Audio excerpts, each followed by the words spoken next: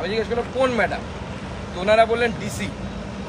তো আমি আমার অফিসকে বলে দিয়েছি ডিসির নামে আমি একটা প্রিভিলেজের নোটিশ পাঠাচ্ছি স্পিকারকে, উনি যাবেন স্পিকারের কাছে উত্তর দেবেন। কোন এখতিয়ারে একজন কেন্দ্রীয় মন্ত্রীর গাড়ি উনি এখানে ঢুকতে দেবেন না, অথচ রাজ্যের মন্ত্রীর গাড়ি ঢুকবে? রাজ্যের মন্ত্রীর মাথায় কি দুটো সিংহ দিয়েছে নাকি তাদের কি এক্সট্রা প্রিভিলেজ আছে? এই ধরনের বৈষম্যমূলক আচরণ আমরা সহ্য করব না। নিয়ম সবার জন্য একই রকম থাকবে। নিয়ম যদি আমার জন্য গাড়ি বাইরে রাখার হয়, তাহলে রাজ্যের মন্ত্রীর জন্যও গাড়ি বাইরে রাখা হবে।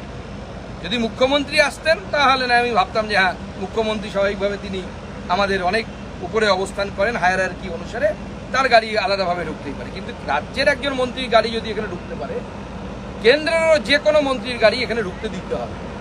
যদি দিয়ে না থাকেন, আপনি প্রিভিলেজকে ব্রিচ করেছেন। যে অফিসার আছে তাকে আপনাদের মাধ্যমে আমি বলে দিচ্ছি, পারলে কোর্টে যান, যেখানে যান আমি ডাক করাবো, দিল্লিতে গিয়ে কান ধরে উঠবোস করাবো।